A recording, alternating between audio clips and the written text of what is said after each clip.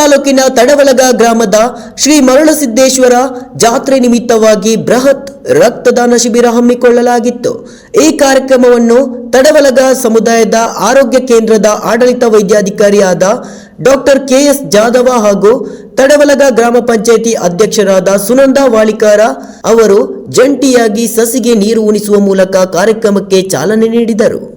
ಈ ಕಾರ್ಯಕ್ರಮದಲ್ಲಿ ರಕ್ತದಾನ ಜಿಲ್ಲಾ ಮುಖ್ಯಸ್ಥೆ ಸುಮಾ ಮಮದಾಪುರ, ಆರೋಗ್ಯ ಇಲಾಖೆಯ ಅಧಿಕಾರಿಗಳಾದ ಶ್ರೀ ಎಂಎಂ ಬಗಲಿ, ರಾಘು ಚೌಹಾಣ್, ಪೊಲೀಸ್ ಇಲಾಖೆಯ ಅಧಿಕಾರಿ ಜಿಎಂ ಗೊಳಸಂಗಿ, ರವಿ ಹೊಸ್ಮನಿ, ರವಿ ಮಸಳಿ, ರಾಜು ದಡೆದ, ಮಲಸಿದ್ದ ನಡಗೇರಿ, ದರೆಪ್ಪ ತೇಳಿ ಚನ್ನು ಜಾಡರ ಸೇರಿದಂತೆ ಅನೇಕರು ಉಪಸ್ಥಿತರಿದ್ದರು.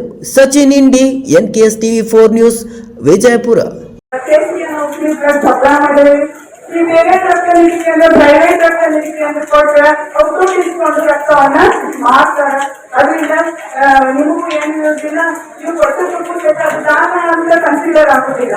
ದಾನ ಅಂದ್ರೆ ಯಾವುದೇ ಪ್ರತಿಫಲದ ಅಪೇಕ್ಷೆ ಇಲ್ಲದೆ ನಿಸ್ವಾರ್ಥ ಭಾವದಿಂದ ಯಾರು ಸ್ವಯಂ ಪ್ರೇರಿತವಾಗಿ ಒಬ್ಬ ರೋಗಿಯ ಜೀವವನ್ನು ಉಳಿಸುವ ಸಲುವಾಗಿ ತಮ್ಮ ರಕ್ತವನ್ನ ದಾನ ಮಾಡ್ತಾರೆ. ಅದಕ್ಕೆ ಸ್ವಯಂ ಪ್ರೇರಿತ ರಕ್ತದಾನ ಅಂತಾರೆ.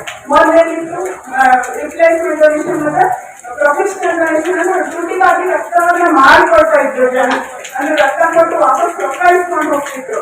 ಈಗ ಗವರ್ಮೆಂಟ್ನವರನ್ನೆಲ್ಲ ಬ್ಯಾನ್ ಮಾಡಿ ಈ ತರ ಶಿಬಿರ ಹಮ್ಮಿಕೋಬೇಕು. ಯಾರು ಸ್ವಇಚ್ಛೆಯಿಂದ ರಕ್ತದಾನ ಮಾಡಕ್ ಮುಂದೆ ಬರ್ತಾರ ಅಂತ ರಕ್ತವನ್ನು ಮಾತ್ರ ತೆಗೆದುಕೊಂಡು ರೋಗಿಗಳಿಗೆ ನೀಡಬೇಕೆಂದ್ರೆ ನಮ್ಗೆ ಆದೇಶ ಮಾಡಿದ್ದಾರೆ. ಒಂದು ವರ್ಷಕ್ಕೆ 2 ಸಲ ಈ ರಕ್ತದಾನ ಶಿಬಿರವನ್ನ ನಾವು ಮಾಡಿರ್ತೀವಿ ಅಂತ ಹೇಳಿ ಅದಕ್ಕೆ ನಾನು ನನ್ನ ವೈಯಕ್ತಿಕವಾಗಿ ಹಾಗೂ ನಮ್ಮ ಸರ್ಕಾರಿ ರಕ್ತ ನಿಧಿ ಕೇಂದ್ರ ಪರವಾಗಿ ಅವರಿಗೆ ನಾನು ಧನ್ಯವಾದಗಳು ಸಲ್ಲಿಸ್ತೀನಿ. ಏನಪ್ಪಾ ಅಂತಂದ್ರೆ ತಡವಲಗ ಗ್ರಾಮಕ್ಕೆ ನಾನು ಸೇವೆಗೆ ನಾನು ಅದರ ಬರುವ ಮುಂಚಿತವಾಗಿ ನನಗಿಲ್ಲ ಒಂದು ಭಯದ ವಾತಾವರಣ ಇತ್ತು. ಯಾಕಂತಂದ್ರೆ ನಾನು ಇಲ್ಲೇ ನಿವಾಸದಲ್ಲಿ ಬಂದಿದ್ದು ನಾನು. ಯಾಕಂತಂದ್ರೆ ಇಲ್ಲಿ ಊರನ್ನು ಸ್ವಲ್ಪ ಬಹಳ ಜನ ಹೊರಟು ಬಹಳ ಜನ ಸ್ವಲ್ಪ ಸಿಟ್ಟರು ಅಂತ ನನಗೊಂದು ಅಲ್ಲಿ ನಮ್ಮ ಮನೆ ಕುಟುಂಬದವರು ಎಲ್ಲ ಹೇಳಿದ್ರು. ಆಗ ಇಲ್ಲಿ ಬಂದಾಗ ಗೊತ್ತಾಯ್ತು ಈ ಜನ ಎಷ್ಟು ಸಮುದ್ರ ಮನೋಭಾವನೆ ಅದ, ಗುರು ಮನೋಭಾವನೆ ಅದ, ಎಷ್ಟು ಒಳ್ಳೆಯವರ ಎಲ್ಲರಿಗೂ ನಮ್ಮಂತ ನನ್ನವನ್ನಾಗಿದ್ರು. ಎಲ್ಲರ ಬಾಯಲ್ಲಿ ಕೇಳಿಸ್ತೀವಿ.